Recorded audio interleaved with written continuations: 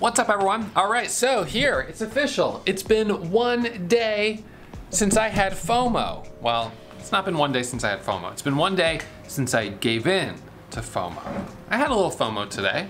It's not uncommon to have it probably almost every day while trading, to see something ripping up and you missed it and feel a little FOMO.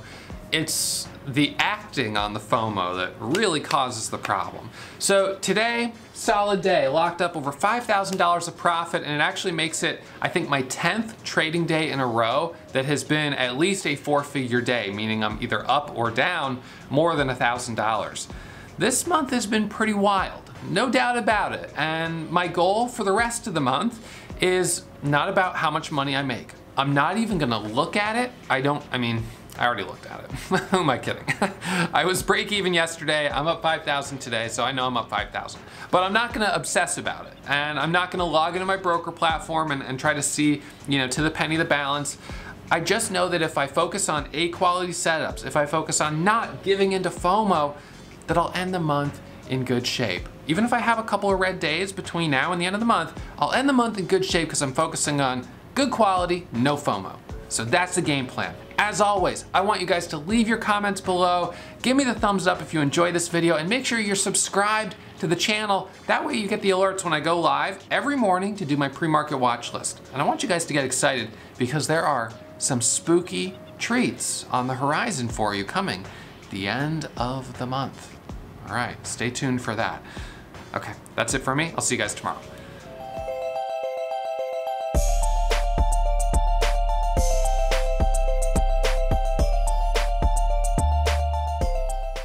All right, everyone, so we're gonna do a recap of today's trades.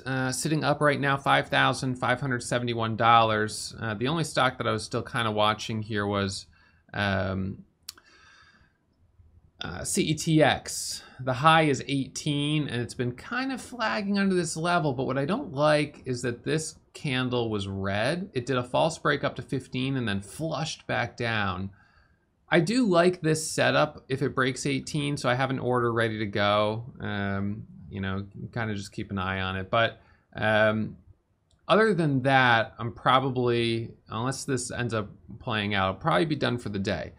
So you can see the big winner today was on APOP, second big winner on OPGN, flat on CETX right now, basically flat, and down 2,000 on NNDM.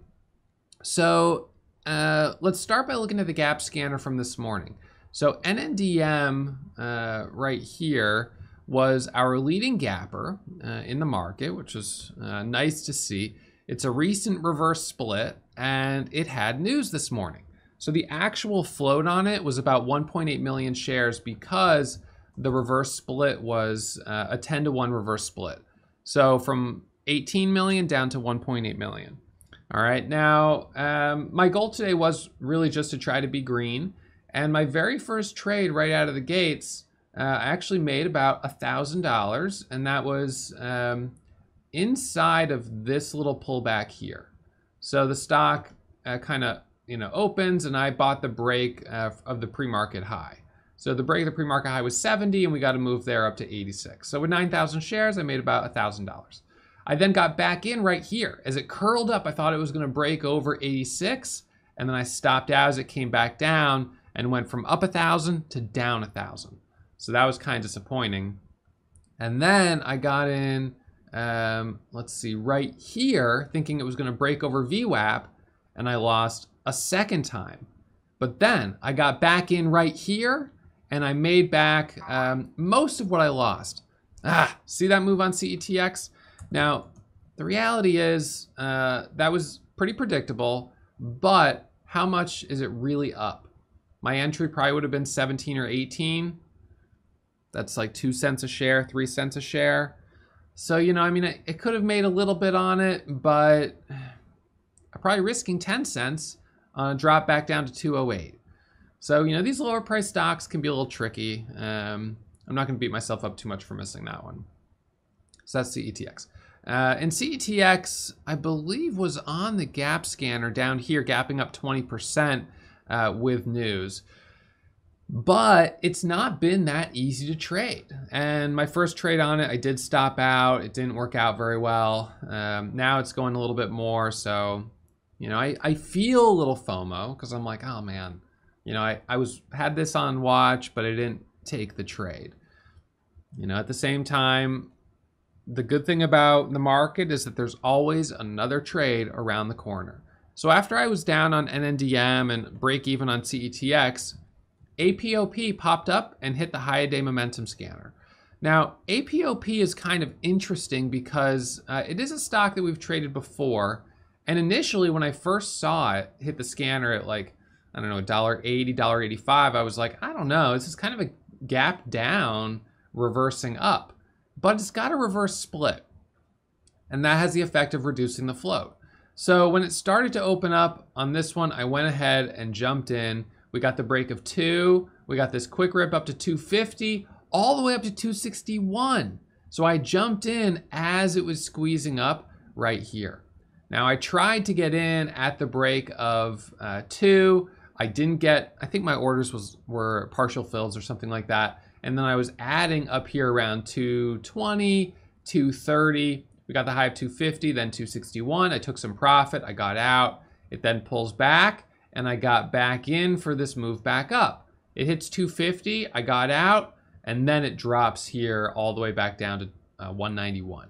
So not the cleanest trade, but you know, with 10,000 shares, I was able to make some money on it. Of course, I started with 3,000 and then started scaling up as it was working. So that was APOP. And then OPGN, this squeezed up and got halted right here at 512. It resumed at 550. It pulled back, and as it surged up, I jumped in and rode that momentum into a halt at 594. It resumes. It dips down. I add at 625 and ride that momentum up to 7. It then pulls back. I add at 7 and gave back a little profit off the top. And again, my kind of feeling on it with momentum in general is that I want to keep trading and until I kind of get that first loss. Once I have that first loss, that tells me it's time to slow down, it's time to step back. But I never know if a stock is going to go maybe retest, in this case, the pre-market high of 770. It did have news. So who knows? Maybe this goes to 770, maybe it goes to 859. So I'm going to keep trading those pullbacks until I get that first little reminder to hold up, it's starting to turn around. Now, I'm not always good at respecting that. And even on on OPGN, I tried to take a bottom bounce. My last trade was getting in at 551 and selling at 521 right here. I thought it was going to bounce off the low after this halt going down, and we would see short covering and maybe 20, 30 cents. I went with smaller share size, but you know, I did go back in for that last trade, which gave me 2 losses in a row. One at 7 and another one down here at 550. So, you know, again, this is a great day. $5,571.79 is a really solid day. It's a good bounce back after the red day yesterday. Today wasn't about trying to make back every penny I lost. It was just trying to be green, be consistent. And of course, it was disappointing that I was red on the day on NNDM. So to go from down on the day about $3,000 to up $5,500, that's an $8,000 turnaround. Not bad at all. I'm happy with that. And so I'm going to put it on let's see, where's my marker? So I now have how many days since FOMO? I've got 1 day since FOMO. All right, not bad. And it's not to say that I wasn't, you know, a little aggressive on OPGN or a little aggressive on APOP. Being aggressive is okay. That's fine, especially when you're seeing something that's moving. And there's the $5,500 to show that being aggressive works. But if you start giving profit back off the top, you've got to slow down.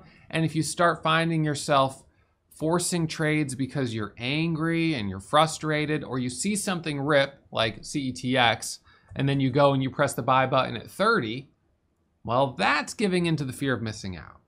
So I'm glad that I was able to keep that under control today. So I got one day under my belt and, be back at it tomorrow. Now, of course, as of right now, as of yesterday, the end of the day yesterday, I was break even on the month. And you guys hopefully saw my recap from yesterday.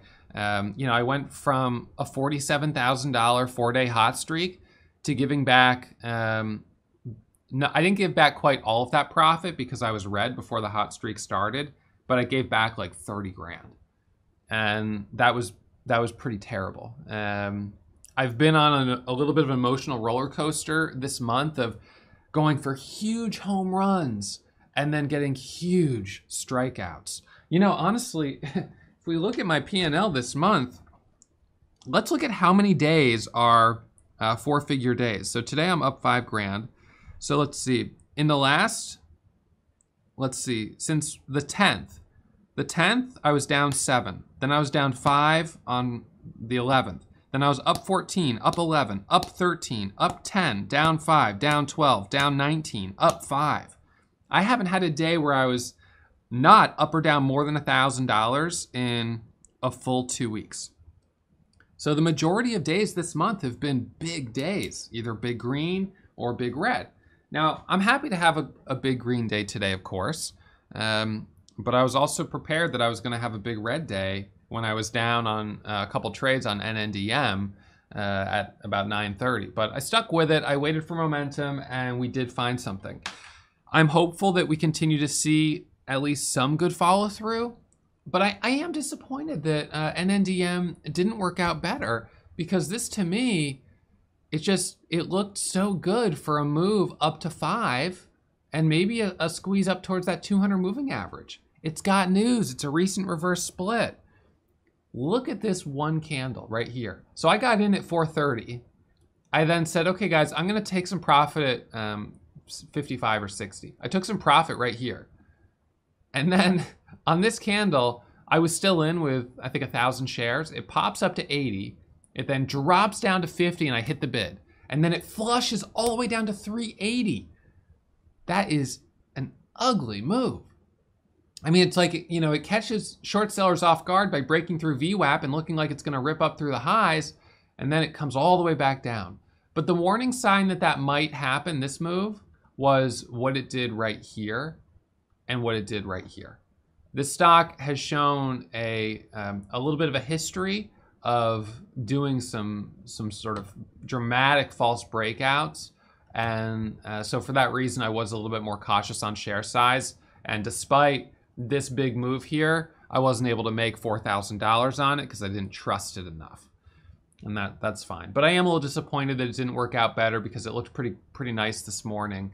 But that's the way it goes sometimes. And that was the market that we had for us today. So tomorrow, hopefully we see some more follow through, some more nice opportunities. I'm now up 5,500 on the month. I set a goal of, just trying to be consistent for the rest of the month, and the money doesn't matter. Just trying to be consistently green, focusing on good quality trades rather than home runs, or, trying to get myself up to 25 grand on the month or something like that. And today was a step in the right direction. So I'll try to take a second step in the right direction tomorrow. All right, so that's it for me. Those of you guys who are gonna rewatch this on YouTube, you're welcome to leave questions and comments down below. I'll come back through and answer them later today and tomorrow. And everyone else, I'll see you guys first thing tomorrow morning, Thursday, in the chat room. And we're gonna try to finish off this week, Thursday, Friday, with 2 more solid days. Hey, did you know that I go live every single morning between 9 and 9:15 to stream my pre-market watch list? Subscribe to the channel, press the bell for the alert, and you'll get the notification.